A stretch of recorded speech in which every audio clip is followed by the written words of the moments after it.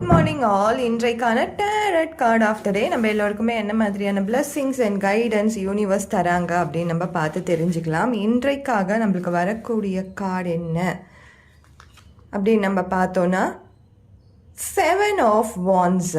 இந்த 7 of want இந்த கார்டை பார்த்தாலே உங்களுக்கு தெரியும், நீங்கள் நிறைய கன்ஃபியூஷனில் இருப்பீங்க.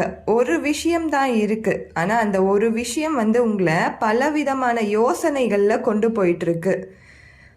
இந்த ஒரே ஒரு பிரச்சனைக்காக நீங்கள் பலவிதமான சொல்யூஷனை தேடிட்டு இருக்கீங்க. ஆனால் யூனிவர்ஸ் சொல்கிறாங்க, உங்ககிட்ட இருக்கிறது ஒரே ஒரு பிரச்சனை தான். இந்த ஒரே ஒரு பிரச்சனைக்கு நீ சரியான ஒரு தீர்வு எடுத்துட்டேன்னா அதுலேருந்து நீ வெளியில் வந்துடலாம் அப்படின்றாங்க. ஆனால் நீங்கள் அந்த ஒரே பிரச்சனைக்கு பலவிதமான பிரச்சனைகள் கொடுக்கக்கூடிய பதில்களை உங்கள் மனசில் வச்சு கஷ்டப்பட்டுட்டு இருக்கீங்க. நீங்களே ஒரு விதமான டில்யூஷன்ஸில் இருக்கீங்க, ஒரு கன்ஃபியூஷனில் இருக்கீங்க.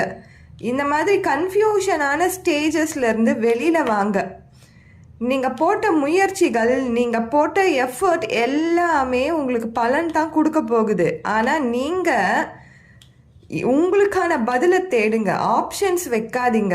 ஆப்ஷன்ஸ் இல்லாத பதிலாக தேடுங்க. அந்த பதில் உங்களுக்கு அந்த பிரச்சனையிலேருந்து வெளியில் வரத்துக்கான வாய்ப்புகளை கொடுக்கணும். அதுதான் சொல்யூஷன்.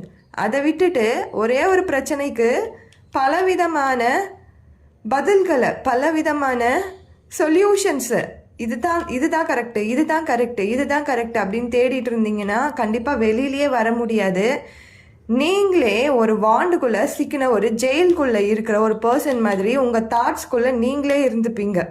உங்கள் தாட்ஸ்குள்ளே நீங்களே போய் சிக்கி அதுக்குள்ளேயே ஒரு ஜெயில் மாதிரி ஒரு அமைப்பில் நீங்களே மாட்டிப்பீங்க.